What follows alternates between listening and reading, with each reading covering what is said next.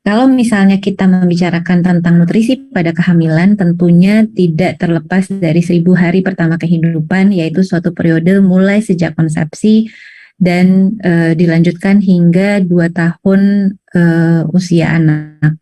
Kenapa 1.000 hari pertama kehidupan ini banyak dibicarakan? Karena periode ini merupakan periode emas yang memberikan kesempatan yang seharusnya optimal, baik untuk kesehatan anak ini di kemudian hari, pertumbuhannya, dan juga neurodevelopment.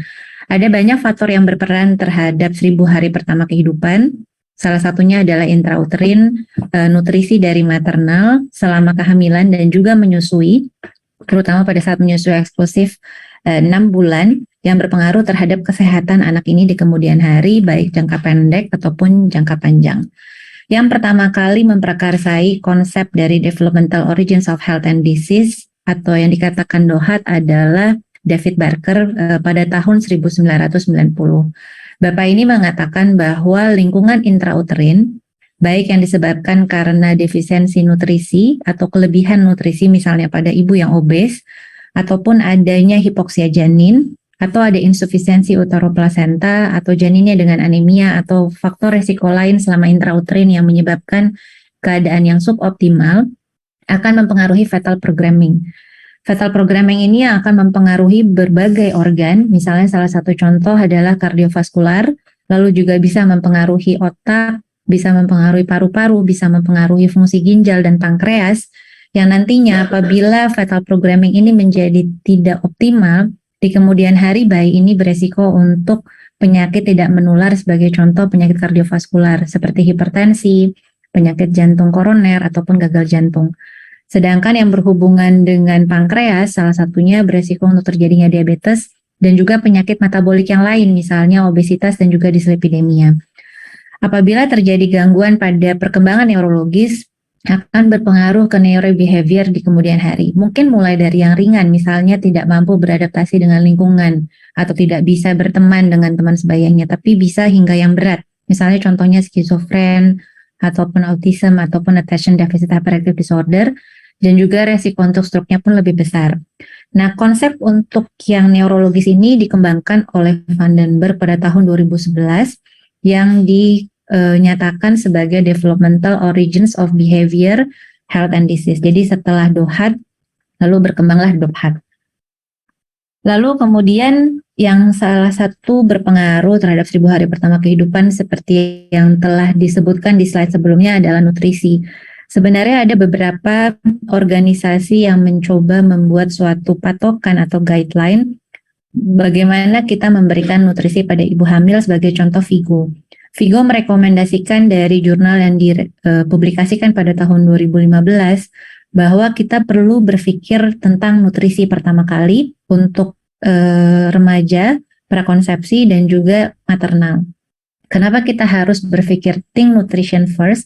Karena itu yang mungkin satu-satunya yang kita bisa modifikasi. Ada banyak hal lain yang berpengaruh terhadap luaran kehamilan, tapi ada banyak faktor risiko yang tidak dapat dimodifikasi. Sedangkan nutrisi yang bisa kita modifikasi, namun memang kita membutuhkan waktu beberapa bulan. Artinya kita tidak bisa mengkoreksi itu dalam hitungan hari mungkin. Nah, seperti yang bisa dilihat di sini, ini perbandingan antara FIGO dan WHO. Kalau kita lihat FIGO mulai kita perlu memikirkan nutrisi sejak prakonsepsi, di mana ada beberapa suplemen yang mungkin diberikan ataupun mungkin bisa ditambahkan dari konseling asupan makanan, misalnya besi, vitamin B12, vitamin D, asam folat, dan iodium. Sedangkan trimester 1 kurang lebih sama, ditambahkan protein, trimester kedua dan trimester ketiga ditambahkan lemak, karbohidrat, multivitamin, dan pada saat menyusui juga membutuhkan protein, lemak, kalsium, besi, dan vitamin D. Dan selain nutrisi, juga FIGO merekomendasikan untuk kenaikan berat badan yang sesuai dengan indeks massa tubuh, nanti akan ada di slide terakhir, dan juga jarak antar kehamilan itu minimal 2 tahun. Tujuannya adalah untuk mengoptimalkan nutrisi untuk kehamilan berikutnya, karena juga bisa diharapkan ibu ini memberikan ASI untuk bayinya sampai usia 2 tahun. Sedangkan WHO merekomendasikannya tujuan pemberian mikronutrien selama kehamilan itu untuk menurunkan berat badan lahir rendah atau small for gestational age.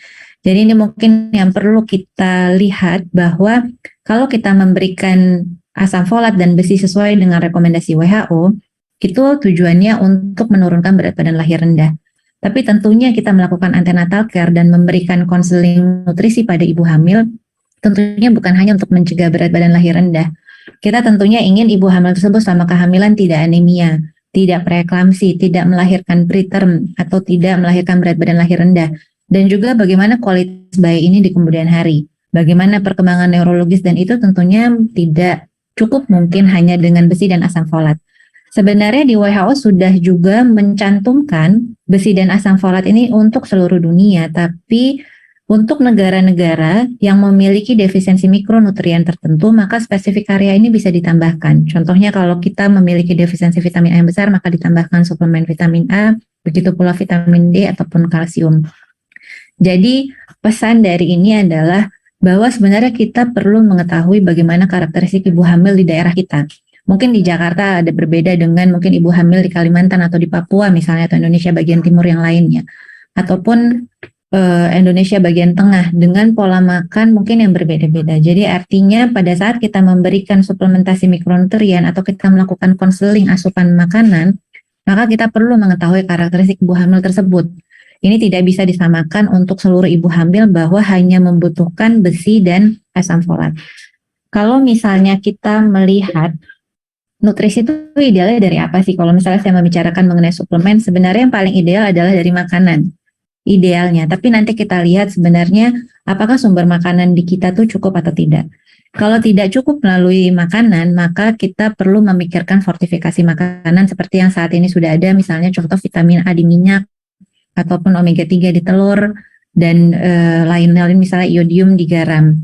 Tapi kalau tidak cukup juga, maka kita perlu memikirkan suplementasi di beberapa tempat, misalnya salah contoh di Indonesia di mana beberapa defisiensi mikronutrien sudah dibuktikan, sudah ada penelitiannya, maka kita perlu menambahkan suplementasi untuk mengembalikan ke kadarnya di dalam serum itu menjadi normal terlebih dahulu. Jadi bukan dosis suplemen, karena suplemen itu kan untuk memaintain, untuk memelihara atau mempertahankan kadarnya tetap normal.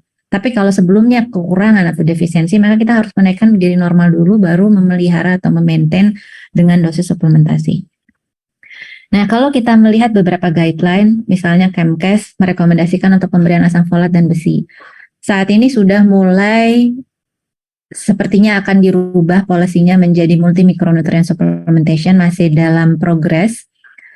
Sepertinya sudah dari beberapa tahun yang terakhir, mungkin 6-7 tahun terakhir, sudah mulai direncanakan untuk pemberian mikronutrien multiple.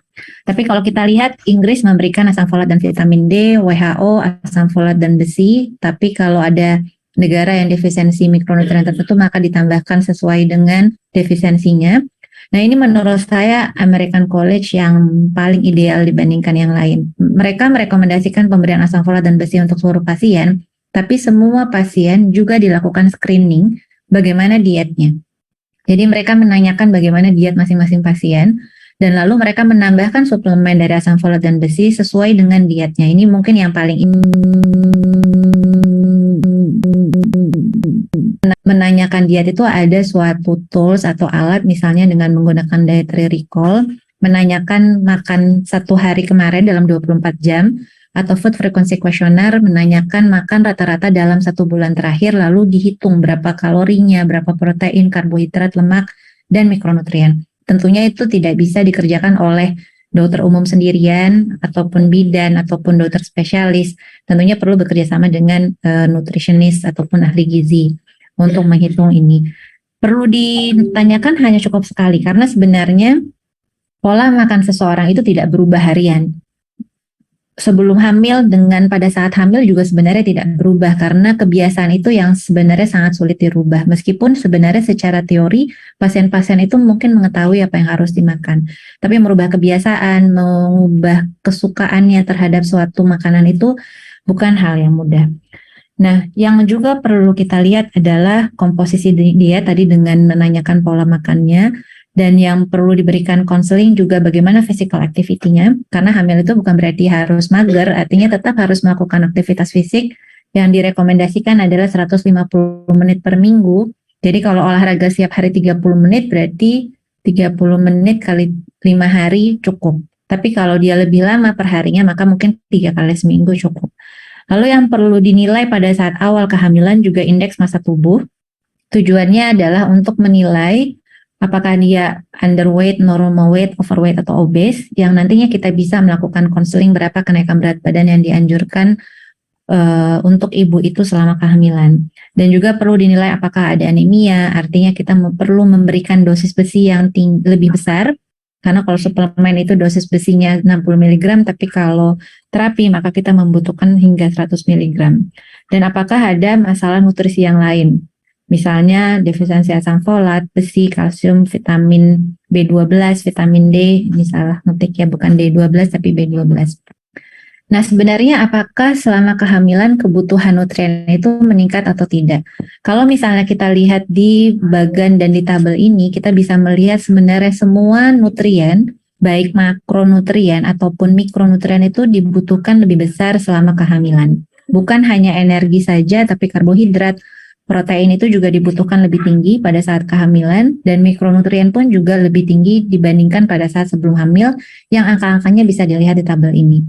Nah, ini yang mungkin kadang-kadang pasien berpikir untuk kehamilan itu makan 2 kali lipat lebih banyak. Sebenarnya bukan, tapi kebutuhan kalori yang perlu ditambahkan pada saat trimester 1 itu 150 kalori, sedangkan untuk trimester 2 dan 3 dan untuk ibu menyusui adalah 300 kalori dari kebutuhan kalori basalnya. Jadi bukan berarti makan kalorinya 2 kali lipat dikali 2, tapi tidak. Dan kalau misalnya kita lihat beberapa mikronutrien di sini yang mengalami peningkatan signifikan, contohnya adalah vitamin,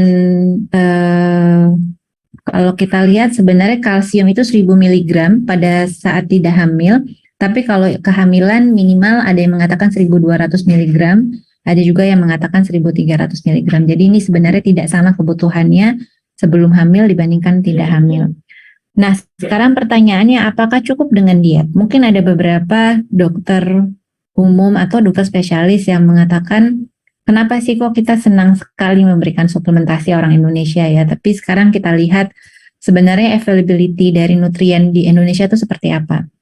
Ini kita lihat availability miligram per person per day, artinya kalau dia warnanya biru tua atau biru muda itu artinya rendah. Sekarang kita lihat Indonesia nih, baik zinc, iron, apalagi lebih birunya lebih tua artinya dia sangat sedikit, PUFA dan vitamin A ini menunjukkan Indonesia biru tua atau nggak biru muda. Artinya availabilitas dari nutriennya itu sumber-sumber makanan yang mengandung mikronutrien ini sedikit. Sekarang pertanyaannya, kalau sumbernya saja sedikit, bagaimana kita mencakupi kebutuhannya selama kehamilan? Sedangkan pada saat kehamilan kebutuhannya itu meningkat.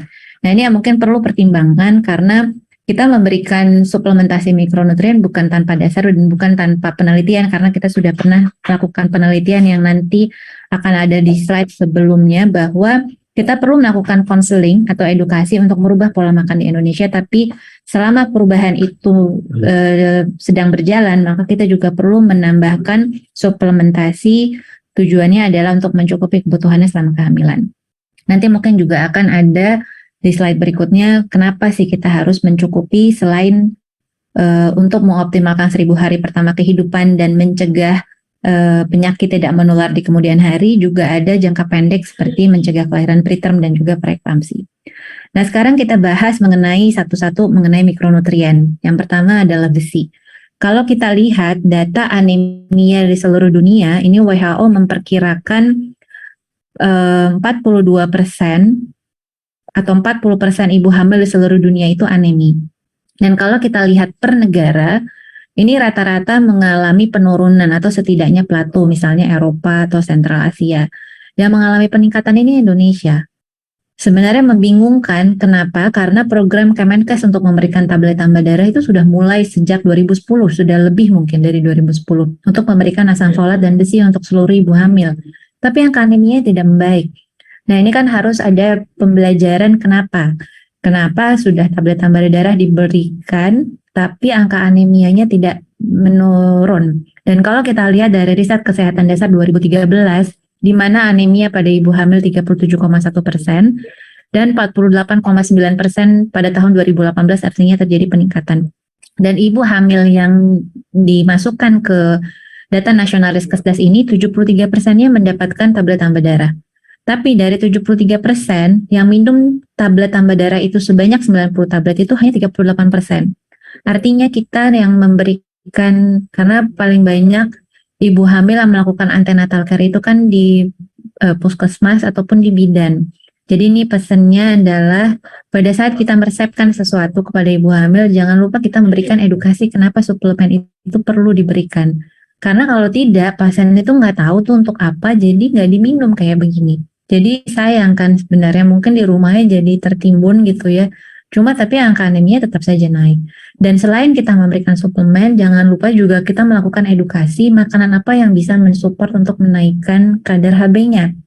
Karena kita tidak mungkin hanya dari suplemen saja, tetap harus makan, tetap harus memperbaiki pola makan. Misalnya kita memberikan pengetahuan sumber besi itu dari makanan apa saja, misalnya non-hem dari sayur-sayuran atau hem dari hewani, misalnya dari daging sapi, unggas ataupun dari ayam, yang mana komposisinya yang absorpsinya lebih baik adalah yang bentuk hem, sedangkan non-hem itu sangat dipengaruhi oleh zat yang lain.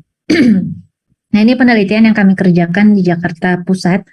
Sampelnya 234 ibu hamil pada trimester 1. Kami ambil sampel ini dari RSCM, dari Rumah Sakit Budi Kemuliaan juga di Jakarta Pusat dan Rumah Sakit Bunda, di mana rata-rata sosial ekonominya menengah. Dan kami menanyakan dietary intake dengan menggunakan food frequency questionnaire. Jadi ini ditanyakan dalam 3 bulan terakhir, dan juga kami melakukan pemeriksaan serum maternal. Hasilnya dari FFQ, ini Jakarta, artinya saya pikir sumber makanan di Jakarta itu tidak susah. Bisa, kalau mau bisa gitu untuk mendapatkan segala macam sumber makanan. Tapi kenyataannya energinya rendah 89%, proteinnya rendah 80%, besi asupannya 85% rendah, sangfola 75% rendah, kalsium 90% rendah, zinc 95% rendah. Jadi hampir semua mikronutrien dan juga makronutrien itu lebih rendah dari yang direkomendasikan asupannya. Nah, ini makanya dari data penelitian ini kami berpikir bahwa kita harus melakukan edukasi ke pasien. Kenapa nutrisi itu penting untuk hamil? Jadi kita jangan hanya edukasi ke tenaga medis, misalnya ke bidan atau ke dokter sesama dokter, tapi kita juga perlu memberikan edukasi ke awam. Tujuannya adalah mereka mengerti nutrisi itu bukan hanya untuk melahirkan bayi yang besar. Bukan itu tujuannya, tapi tujuannya adalah supaya kehamilan itu sehat, artinya tidak ada komplikasi selama kehamilan. Bayinya sehat bukan arti hanya besar, beratnya, tapi kualitasnya, yang nantinya bisa memperbaiki kualitas sumber daya manusia di Indonesia. Lalu dari pemeriksaan FFQ, kami membedakan atau membandingkan dengan negara luar. Kalau kita lihat sebenarnya kebutuhan ibu hamil ada yang 1.200, ada yang mengatakan 1.300. Bahkan di negara developed countries, kalau kita misalnya mau menyamakan dengan negara maju misalnya, mereka pun juga tidak cukup asupannya 860 mg. Jadi artinya butuh 500 mg lagi untuk bisa mencapai minimum daily calcium intake ibu hamil. Nah, kalau kita middle income countries berarti penelitian ini 437 mg, artinya cocok antara developed dan developing countries. Artinya kita perlu memberikan tambahan, baik ibunya tambah sumber kalsiumnya misalnya dari protein hewan ataupun dari susu atau turunannya, atau kita memberikan suplemen supaya ini bisa tercapai. Lalu bagaimana pemeriksaan di dalam serum? Kami dapatkan zinc 81% rendah, vitamin A 69% rendah, dan vitamin D 99% rendah. Dan kami juga melakukan, sebenarnya tidak ada di slide ini, beberapa penelitian hubungan nutrisi terhadap komplikasi kehamilan. Sebagai contoh preeklamsi, kami dapatkan atau preterm, kelahiran preterm, dan kami dapatkan pasien-pasien dengan kelahiran preterm terutama vitamin A-nya rendah asupannya. Dan juga vitamin D memang karena kebanyakan dari populasi kita kebanyakan defisiensi 99%. Nah, kami juga melakukan pemeriksaan PUFA, dilihat omega 6 dan omega 3, dan bisa dilihat di sini linoleic acidnya 74% rendah dan asam arakidonatnya 85% rendah, ALA-nya 76% rendah, dan juga DHA-nya 73% rendah. Dan PUFA ini terutama untuk pembentukan otak, karena otak pembentuk terbesar selain protein adalah lemak, dan salah satunya adalah PUFA. Nah, ini yang mungkin kita perlu pertimbangkan adalah bagaimana kita mau meningkatkan kualitas orang Indonesia.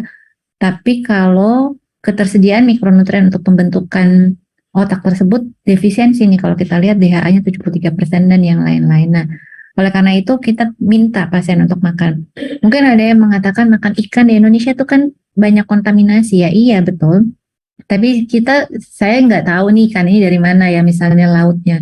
Yang salah bukan ikannya kan sebenarnya, yang salah adalah lautnya. Bukan berarti tidak boleh makan ikan, tapi kalaupun mau makan ikan laut yang sudah diteliti bahwa kemungkinan kontaminasi logam beratnya kecil itu terutama ikan yang ukurannya tidak besar. Jadi kita bisa memilih ikan laut yang ukurannya tidak besar. Itu salah satunya yang tinggi untuk omega 3 atau PUFA, itu salah satu contohnya adalah kembung, yang kedua tongkol, baru kemudian tuna dan salmon. Jadi bukan berarti harus menggunakan yang mahal-mahal untuk makan ikannya. Nah, sekarang bagaimana peran nutrisi pada kehamilan mulai dari konsepsi? Ada banyak penelitian yang menunjukkan bahwa nutrisi itu mempengaruhi fungsi ataupun morfologi dari sel sperma dan juga sel telur. Akibatnya apabila terjadi defisiensi mikronutrien ataupun makronutrien, misalnya salah satu contohnya adalah omega 3 atau omega 6, maka resiko untuk terjadi infertilitasnya pun juga akan lebih besar. Yang kedua, mungkin hamil berhasil, tapi ada masalah pada implantasinya, atau masalah karena fungsi atau kualitas dari sperma atau sel telurnya tidak baik, sehingga resiko untuk adanya gangguan atau kelainan genetik atau kromosom, maka resiko untuk terjadinya keguguran. Atau mungkin bukan keguguran spontan tapi miscarriage, atau kemungkinan untuk blighted ovum atau kematian mudiga. Dan mungkin ada masalah pada gangguan plasenta, karena pada saat implantasi dan plasenta ini akan terjadi stres oksidatif, di mana terjadi peningkatan radikal bebas, dan apabila radikal bebas ini tidak diseimbangi dengan antioksidan yang cukup, ini maka akan terjadi stres oksidatif yang besar-besaran, yang nantinya perkembangan plasenta ini yang tidak optimal berisiko untuk terjadi preeklamsi, kelahiran preterm, dan IUGR. Dan pada saat kehamilan semakin berkembang, maka resiko untuk jadi pertumbuhan janin yang terhambat dan laktasi, terutama ini akan mempengaruhi perkembangan dan pertumbuhan dari bayi, dan juga yang belum selesai perkembangan organ adalah perkembangan otak, hingga bayi tersebut usia 2 tahun. Nah, ini resiko-resikonya di kemudian hari, selain jangka pendek, juga resiko untuk jadi penyakit tidak menular seperti yang sudah disebutkan sebelumnya, seperti kelainan jantung, diabetes mellitus, obesitas, kelainan ginjal, hipertensi, dan lain-lain. Nah, nutrisi apa saja yang berperan di tiap fase? Kalau kita lihat mulai perikonsepsi, terutama yang berperan adalah epigenetik. Salah satu contohnya yang berpengaruh adalah asam folat dan vitamin B kompleks lainnya, seperti contoh B6, B12, dan pada implantasi ini mikronutrien yang berperan, dan juga ini vaskularisasi untuk pembentukan plasenta, pembentukan organ janin nanti akan ada di slide berikutnya, dan begitu pula perkembangan dari neurologis. Di mana kalau ini menjadi tidak optimal, maka yang warna merah ini komplikasi pada kehamilan bisa terjadi. Nah, bagaimana pengaruh mikronutrien terhadap fungsi plasenta? Kalau kita lihat, kalau defisiensi asam folat, defisiensi besi, defisiensi vitamin D, itu dan vitamin A itu akan menyebabkan peningkatan sitokin proinflamasi. Sebagai contoh, TNF-alfa ataupun interleukin 6 atau interferon gamma, yang nantinya peningkatan sitokin proinflamasi ini akan mempengaruhi pembentukan plasenta. Dan juga defisiensi beberapa mikronutrien yang bersifat sebagai antioksidan akan juga menyebabkan peningkatan dari oxidative stress yang akan berpengaruh terhadap pembentukan plasenta. Nah, bagaimana untuk perkembangan organ? Kalau kita lihat, pembentukan jantung dan CNS ini dimulai usia 2 minggu setelah fertilisasi, artinya usia kehamilan 4 minggu dari hari pertama haid terakhir. Pada 4 minggu ini kebanyakan pasien belum melakukan pemeriksaan tespek karena belum terlambat haid, atau mungkin dia sudah tahu hamil tapi dia belum melakukan kontrol ke dokter spesialis ataupun dokter umum ataupun ke bidan karena mereka berpikir minggu depan aja deh, kalau sekarang juga mungkin belum kelihatan gitu ya. Tapi ini jantung dan CNS sudah berperan, sudah mulai terbentuk. Dan sekarang kita lihat faktor-faktor apa saja yang berpengaruh terhadap jantung dan otak.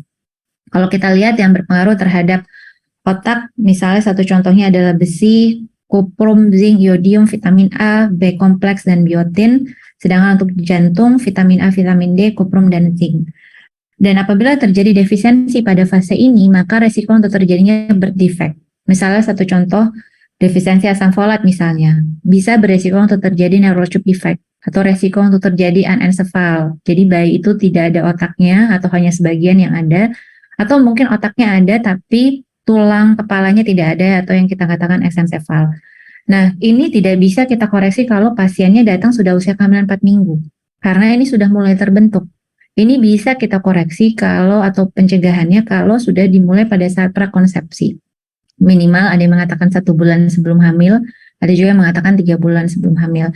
Jadi oleh karena itu prakonsepsi itu sebenarnya sangat penting. Nah, mungkin kita perlu bekerja sama misalnya dengan KUA untuk memberikan edukasi calon pengantin atau puskesmas atau kader yang tujuannya adalah bisa memberikan konseling pada calon pengantin atau mungkin bahkan dari remaja, nutrisi-nutrisi apa yang dibutuhkan nantinya kalau ternyata wanita tersebut hamil. Nah, ini mikronutrien untuk perkembangan neurologis tadi mulai dari usia kehamilan 2 minggu setelah fertilisasi tapi berlanjut hingga usia 2 tahun. Dan kalau kita lihat, apabila terjadi kekurangan asam folat, risiko untuk terjadi birth defect. Tapi kalau kekurangan PUFA, maka akan berpengaruh terhadap pembentukan mielin dan juga besi. Akibatnya apa? Kalau terjadi pada proses mielinisasi ini, resiko untuk terjadi autism dan attention deficit hyperactive disorder pun juga akan lebih besar resikonya. Bukan hanya PUFA dan besi, ini adalah trace elemen dan vitamin yang berperan untuk perkembangan neurologis yang kalau terjadi defisiensi, mungkin kita secara USG tidak menemukan kelainan morfologi, tapi secara fungsi itu yang nanti baru kelihatan mungkin anak-anak ini di kemudian hari mungkin pada saat masa sekolahnya. Nah, bagaimana penggunaan multimikronutrien selama perikonsepsi? Penelitiannya bisa mengurangi birth defect atau kelainan pada janin, dan juga beberapa RCT juga menemukan bahwa pemberian multimikronutrien bisa mengurangi kemungkinan kelainan jantung dan juga kelainan yang lain, misalnya defisiensi dari lim, misalnya ada salah satu ekstremitas yang tidak terbentuk, atau kelainan dari traktus urinarius, misalnya agenesis ginjal, ataupun misalnya ginjalnya hanya ada salah satu saja. Lalu kemudian bagaimana hubungan terhadap neurodevelopmental disorder? Jadi pemberian suplementasi mikronutrien selama kehamilan itu bisa mencegah adanya kelainan neurodevelopment atau neurologis, seperti tadi yang sudah disebutkan. Kalau kita lihat dari beberapa penelitian, hanya satu yang mendapatkan hasil tidak bermakna, sedangkan penelitian lain bermakna, dan ini bisa mencegah kemungkinan kelainan neurologis sebesar 36%. Nah, bagaimana pengaruh folat, B6, B12, methionine, kolin, dan omega-3 fatty acid terhadap metilasi di otak? Kalau kita lihat penelitian yang kami kerjakan, 75% itu memiliki asupan folat yang rendah. Sedangkan pada saat kehamilan, dibutuhkan 5-10 kali lipat lebih besar kebutuhan asam folat dibandingkan pada saat tidak hamil. Kalau kekurangan folat B6, B12 ini, maka risiko untuk terjadi kelahiran preterm, pertumbuhan janin terhambat, risiko untuk terjadi gangguan dari neurologis, dan juga kelainan janinnya, baik kelainan jantung, neurotube defect, ataupun bibir sumbing. Lalu kadang-kadang ada yang mengatakan kalau kita memberikan asam folat kebanyakan, itu berisiko untuk terjadi gangguan pada bayinya di kemudian hari, misalnya contohnya hiperaktivitas atau ADHD ataupun autism. Nah, sekarang kita lihat penelitiannya. Kalau misalnya ibu hamil dengan asam folat yang rendah, maka kemungkinan untuk hiperaktivitasnya lebih besar. Dan defisiensi juga akan mempengaruhi masalah emosional pada anaknya. Sebaliknya, kalau asam folatnya dicukupi, maka akan bisa memperbaiki memori jangka panjangnya dan memperbaiki kemampuan untuk belajarnya dan konsentrasinya. Jadi oleh karena itu ada yang mengatakan bahwa resiko untuk terjadi hiperaktivitas dengan pemberian asam folat sebenarnya juga tidak ada buktinya. Ada juga yang mengatakan bahwa kalau kita memberikan asam folat sendirian, tapi ternyata orang tersebut defisiensi vitamin B12, maka itu yang menjadi masalah. Karena pemberian asam folat itu akan memasking atau menutupi defisiensi B12 tersebut. Nah, itu yang bermasalah kalau kita hanya memberikan asam folat tanpa memberikan B12, maka beresiko untuk terjadi kelainan neurologisnya disebabkan karena defisiensi B12-nya. Nah, bagaimana dengan suplementasi vitamin D? Ini penelitiannya menunjukkan bahwa pemberian vitamin D menurunkan kejadian preeklamsi. Kalau kita lihat 95% confidence intervalnya tidak melewati angka 1 dan juga menurunkan diabetes mellitus gestasional, perdarahan postpartum, berat badan lahir rendah, small for gestational age, dan juga jangka panjang, suplementasi vitamin D ini bisa mengurangi kemungkinan alergi pada anak ini di kemudian hari. Salah satu contohnya adalah asma.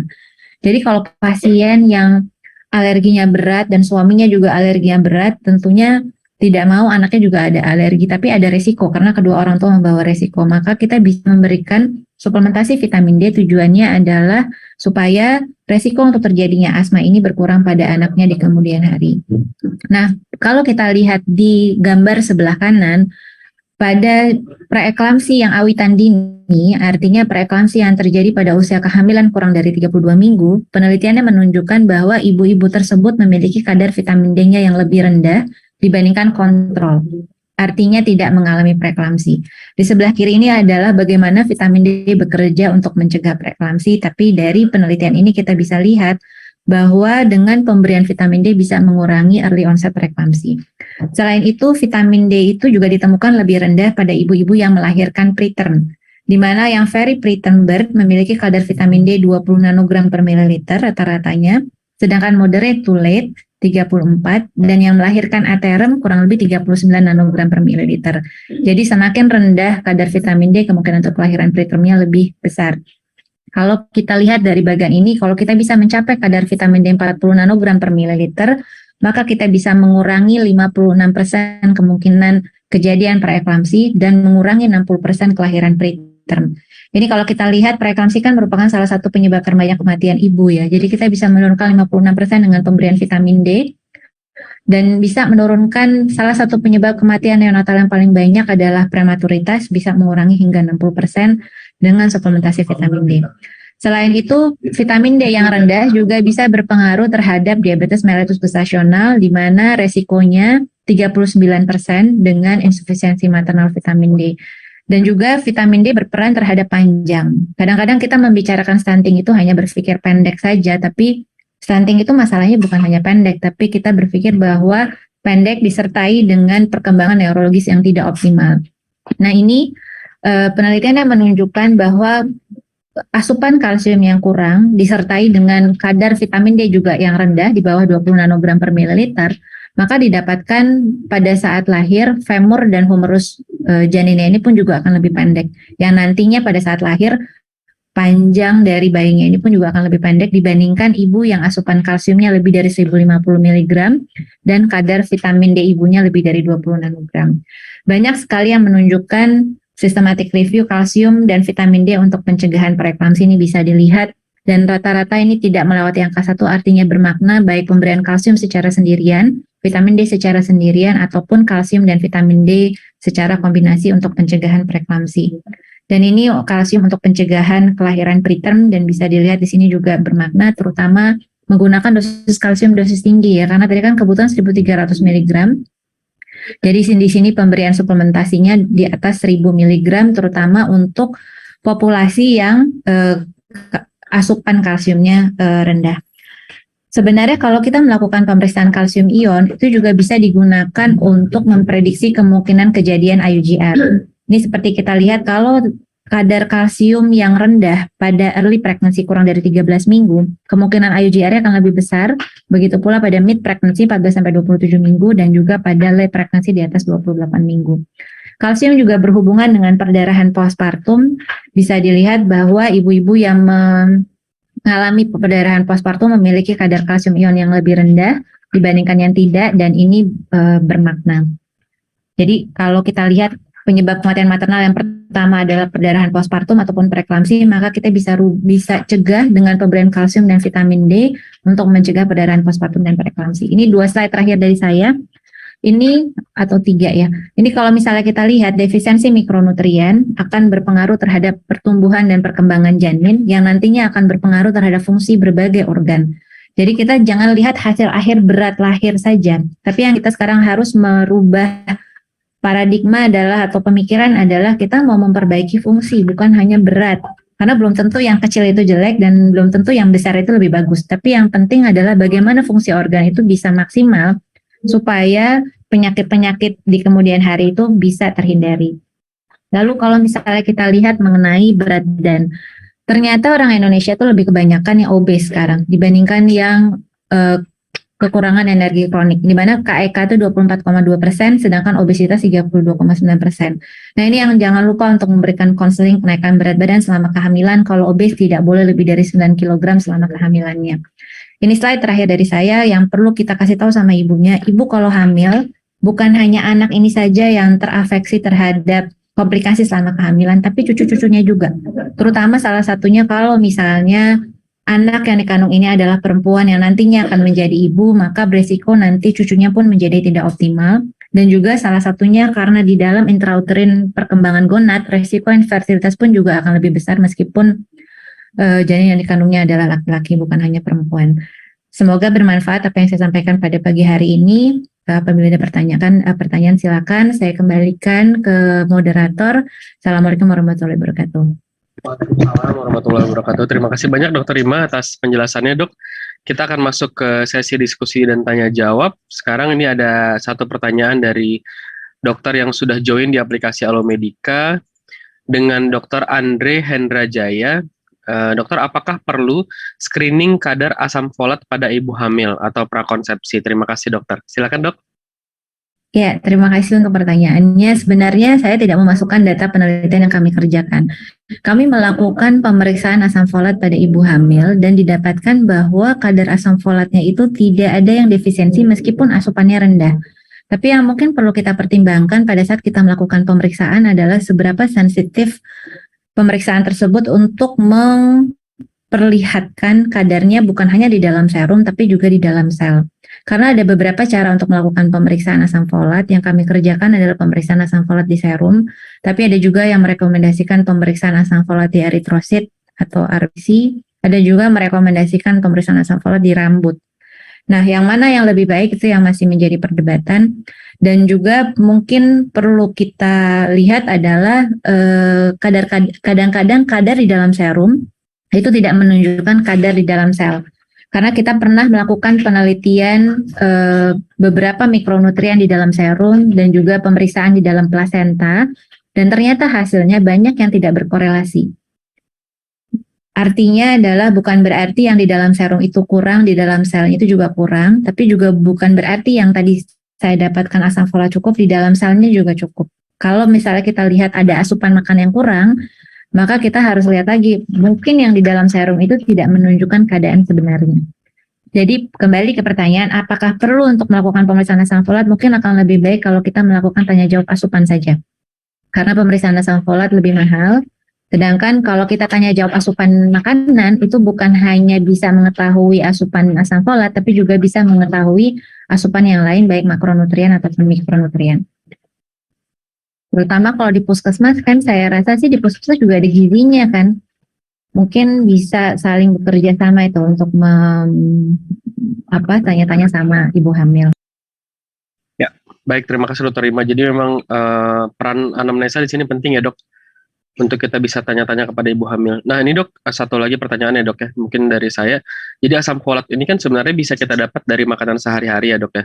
Jadi apakah ibu hamil itu memang harus mendapatkan asam folat dari suplemen atau sebenarnya bisa kita kontrol jika dia makannya tercukupi gitu Dok? Silakan Dokter. Ya, kalau tercukupi bisa. Semua mikronutrien kalau kita bisa mencukupi kebutuhannya selama kehamilan bisa.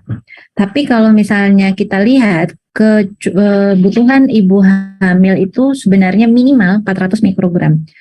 Tapi kalau misalnya kita lihat penelitian yang kami kerjakan dan juga bukan hanya di kami, sebenarnya ada beberapa daerah juga yang melakukan penelitian untuk melihat apakah kecukupan asam folatnya cukup atau tidak. Dan didapatkan dari hasil bahwa asupan asam folat yang kami dapatkan rata-rata itu 104 mikrogram. Jadi 1/4 dari kebutuhan selama kehamilan minimal 400 mikrogram. Jadi dari yang penelitian kami kan makanya 75% rendah. Yang normal artinya di atas 400 itu hanya 24%. Nah, berarti artinya kalau kita mau meningkatkan 4 kali lipat asam folat itu bisa atau enggak? Karena kita kalau dalam bentuk makanan kan kita harus berpikir apakah dia absorpsinya baik atau enggak. Sama sebenarnya kalau kita memberikan dalam bentuk suplementasi oral. Kita harus berpikir bagaimana absorpsinya, bagaimana interaksi dengan zat lain dari makanan lain ataupun dari yang ada di multimikronutrien suplementasi kan mungkin ada interaksinya. Baik, terima kasih Dokter Rima. Ini ada pertanyaan juga dok, mungkin mirip-mirip dari Dokter Gisela Ruth Anggita. Dokter, apakah pemberian suplementasi DHA diharuskan pada ibu hamil, dan diharuskan kepada ibu hamil atau jika memang nutrisi sehari-hari baik sudah cukup? Selain itu, berapa dosis suplementasi vitamin D yang direkomendasikan? Karena ada beberapa dokter yang memberikan kalsium 95 atau kabit D3, tapi ada yang memberikan tambahan vitamin D 1000. Silakan dokter.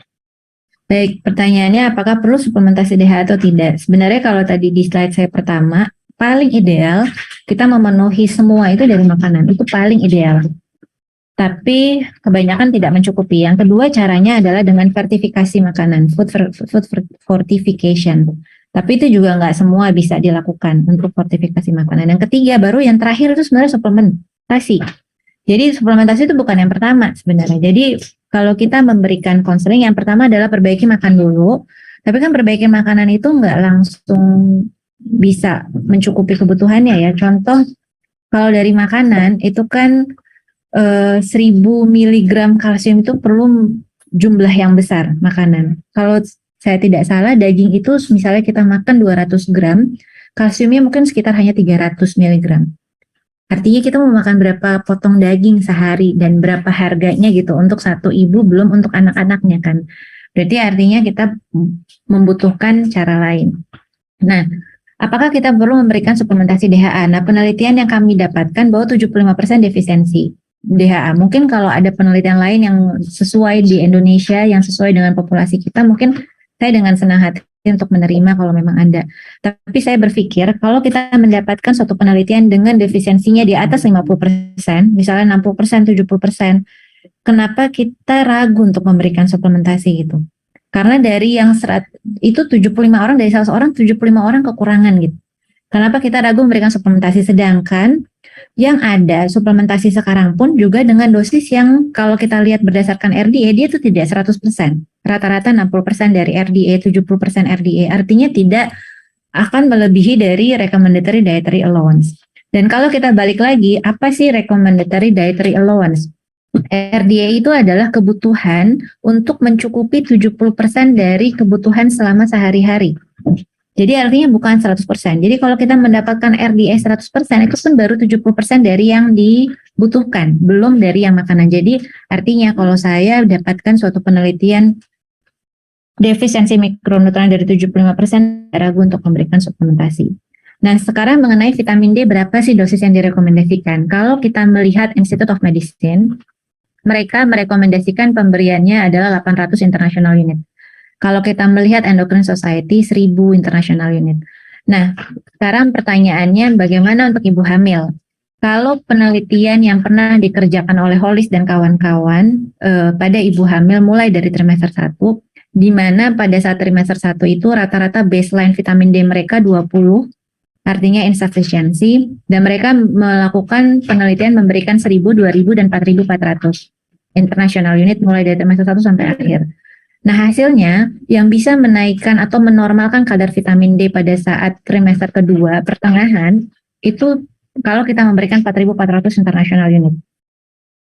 Jadi 4.400 itu yang dikatakan oleh Hollis yang paling sufficient untuk ibu hamil yang tadinya insufficiency bisa menjadi sufficient pada saat trimester ketiga, 4.400. Nah, kalau misalnya kita lihat penelitian kami itu 99,6% defisiensi vitamin D dengan kadar vitamin D mediannya 11 nanogram per mililiter. Artinya kalau kita mau mencapai 30 itu jauh.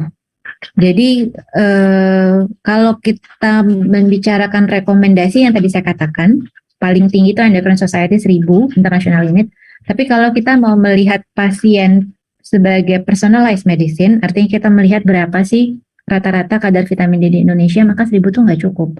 Kalau kita mau mengikuti Hollis minimal 4.400 international unit. Tapi kita nggak punya sediaan 4.400. Yang paling ada sekarang pada pasien COVID kan sudah banyak yang diberikan 5.000. Jadi berikan 5.000 juga tidak masalah.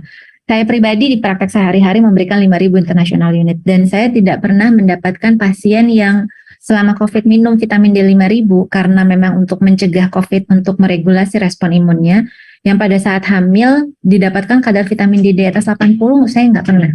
Rata-rata 30, 40. Jadi hanya untuk maintenance itu sebenarnya 5.000 pun juga tidak usah khawatir menjadi intoksikasi. Itu mungkin untuk kalsium 95 dan kafein D3 itu vitamin D-nya hanya kecil sekali. Mungkin 400 ya, 400 atau 200 international unit. Jadi kurang. Bahkan kurang dari yang direkomendasikan oleh Institute of Medicine ataupun Endocrine Society. Ya, baik, terima kasih Dokter Rima. Jadi memang kasus kekurangan itu lebih tinggi ya dok ya, daripada kasus berlebihan ya dok ya untuk vitamin D ya dok. Jadi memang kita rekomendasikan dengan dosis segitu. Ini ada juga dari dokter Siti dok, apakah dapat diberikan suplementasi vitamin D pada ibu hamil dengan resiko preeklamsi dan riwayat anak stunting sebelumnya, tanpa harus mengecek kadar vitamin D yang terlebih dahulu, sorry dok. Terutama untuk FKTP di daerah terpencil yang mana pemeriksaan laboratorium sangat terbatas. Boleh dok dikasih tipsnya dok? Ya. Terima kasih. Kalau saya tidak membicarakan tentang rekomendasi karena ini tidak ada di rekomendasi ya. Bahkan di rekomendasi POGI pun kita belum menentukan dosis vitamin D yang diberikan untuk pencegahan preeklamsi itu belum ada. Bahkan vitamin D untuk ibu hamil antenatal care itu berapa belum ada kesepakatan. Tapi kalau saya boleh memberikan secara pribadi disesuaikan dengan penelitian-penelitian orang. Kalau kita mau mencegah preeklamsi, IUGR, preterm, kita perlu mencapai kadar vitamin D selama hamil itu 40 nanogram. 40 nanogram per mililiter. Sekarang kan yang menjadi masalah kita bisa periksa atau tidak bisa periksa. Kalau misalnya kita dapatkan rata-rata defisiensi vitamin D itu bukan hanya penelitian yang saya dapatkan, di Bandung juga sudah ada penelitiannya. Dan di beberapa daerah di Padang, kalau saya tidak salah ada, di Medan juga ada, saya nggak tahu di Indonesia bagian timur, itu rata-rata sudah sepakat orang Indonesia itu defisiensi vitamin D bukan hanya pada ibu hamil. Nah, kalau kita mau mencapai kadar 40 nanogram per mililiter, artinya kita nggak bisa menggunakan dosis suplementasi yang direkomendasikan oleh Institute of Medicine atau Endocrine Society, karena mereka merekomendasikan dosis suplementasi. Mungkin kalau tadi saya sudah mempresentasikan juga bahwa suplementasi itu digunakan untuk memelihara kadarnya tetap normal. Jadi bukan untuk meningkatkan yang tadinya defisiensi menjadi normal, enggak. Itu bukan dosis suplementasi, dosis terapi. Misalnya contoh kalau besi membutuhkan 60 mg untuk dosis suplementasi, tapi kalau untuk terapi untuk meningkatkan kadar HB, maka butuh 100 mg. Nah begitu pula untuk vitamin D. Kalau kita sebelumnya sudah defisiensi, maka jangan lagi menggunakan dosis suplementasi, kita mau terapi nih. Terapinya targetnya berapa? 40 nanogram. Nah tadi kalau kita belum punya penelitian sendiri berapa sih yang cocok untuk orang Indonesia, maka kita ikut aja penelitian orang lain bahwa kalau sebelumnya defisiensi kita mau mencapai kadarnya normal minimal 4.400, maka berikanlah minimal 4.400 kalau ada sediaannya, kalau nggak ada yang terdekat. Berarti nanti kita boleh memberikan 5.000 atau memberikan 4.000. Jadi terima kasih dok. Nggak ada kan di FKTP, tentu nggak bisa periksa 25 OHD kan. Dikasih saja. Ya, baik, terima kasih dokter. Ini dok, dari dokter Sri juga ada pertanyaan dokter. Apakah sebaiknya sejak remaja putri sudah diperiksa asam folat supaya bisa diintervensi sehingga pada saat menikah dan hamil sudah cukup asam folatnya? Itu gimana dok? Kalau saya tidak salah sebenarnya program untuk remaja itu sudah ada yang diberikan, salah satunya besi yang saya tahu. Besi itu terutama untuk mencegah anemia pada saat menstruasi. Sedangkan untuk asam folat sendiri sepertinya belum mulai untuk remaja. Tapi tadi yang saya katakan, kita tuh periksa tuh tidak semudah itu. Vitamin D saja yang saat ini setelah COVID tuh banyak sekali orang melakukan pemeriksaan vitamin D, itu tidak bisa di semua daerah untuk dilakukan pemeriksaan, apalagi melakukan pemeriksaan asam folat. Jadi tadi mungkin akan lebih baik kalau kita konseling makan apa saja sih yang sumber asam folat. Mungkin kalau ke remaja kita menanyakan FFQ juga terlalu banyak karena itu massal. Jadi kita memberikan konseling mungkin ke SMA, kita memberikan edukasi makanan-makanan apa saja yang baik untuk perkembangannya karena dia masih remaja juga masih dalam proses pertumbuhan kan. Dan mungkin kalau kita membicarakan menikah dan hamil mereka masih malu-malu karena mereka masih SMA gitu ya. Tapi mungkin kalau di kuliah kita bisa memberikan edukasi kira-kira apa saja yang dibutuhkan untuk pertumbuhannya pada fase remaja, dan juga nanti kalau persiapan untuk menikah dan hamil bukan hanya asam folat sebenarnya, tapi juga mikronutrien yang lain yang terutama yang banyak defisiensi. Misalnya salah contohnya adalah besi misalnya. Mungkin banyak remaja yang karena takut gemuk gak mau makan protein hewani gitu, misalnya mau vegan misalnya contohnya. Nah, sumber protein yang non-hem yang didapatkan dari sayur-sayuran itu sebenarnya sumber yang baik, tapi absorpsinya sepertiga dari yang hem. Jadi yang perlu kita kasih tahu bahwa kalau yang dalam bentuk non-hem untuk mendapatkan besinya, maka diminumnya bareng dengan vitamin C, dimakannya berbarengan dengan yang mengandung vitamin C. Misalnya dengan buah-buahan yang mengandung vitamin C. Dan jangan berbarengan dengan yang mengandung kalsium, sebagai contoh susu. Dan juga jangan berbarengan dengan teh atau kopi. Misalnya makan salad tapi dengan kopi latte gitu. Ataupun dengan es teh. Nah itu jangan, karena absorpsinya akan terhambat. Jadi yang paling penting sih sebenarnya edukasi, bukan hanya asam folat, tapi juga beberapa mikronutrien lain dan makro, terutama protein, PUFA, dan juga karbohidrat yang dibutuhkan selama kehamilan. Baik, terima kasih dokter. Mungkin ini pertanyaan terakhir ya dok, karena waktunya sudah mau habis. Dok, sebenarnya kebutuhan makro dan mikronutrien yang tadi kita bicarakan itu sama nggak sih dok perlakuannya pada ibu hamil dengan obesitas dok? Nah, pada ibu dengan obesitas, sebenarnya mungkin dia makronya kebanyakan terutama dari karbohidrat. Nah, kalau misalnya kita punya pasien obesitas, kita perlu bekerja sama dengan ahli gizi, terutama untuk pengelolaan makan. Bagaimana bisa, kalau saya sebagai SPOB, saya nggak terlalu tahu tuh bagaimana komposisi supaya karbohidratnya diturunkan. Sebagai contoh, kalau ibu hamil tidak obes, komposisi karbohidrat, protein, dan lemaknya seperti ini. Karbohidratnya 50-60%, protein dan lemaknya 20-30%. Itu yang normal. Tapi kalau obes atau dengan diabetes mellitus gestasional, maka proteinnya diturunkan menjadi 40%, sisanya 30%-nya masing-masing protein dan lemak. Nah, itu harus diatur oleh gizi bagaimana harus mengatur makannya. Dan obesitas itu bukan berarti kelebihan untuk mikronutrien. Mungkin untuk karbohidrat dia kelebihan, tapi untuk mikronutrien penelitiannya menunjukkan bahwa besi rata-rata defisiensi, dan juga vitamin B kompleks itu juga rata-rata defisiensi, dan vitamin D. Oleh karena itu Royal College of Obstetrics and Gynecology merekomendasikan ibu dengan obesitas itu mendapatkan vitamin D-nya minimal 1000, kalau dia defisiensi diberikan minimal 2000 international unit. Jadi lebih tinggi dibandingkan yang tidak obes pemberian vitamin D-nya, karena rata-rata mereka defisiensi vitamin D-nya lebih besar dibandingkan yang non-obes.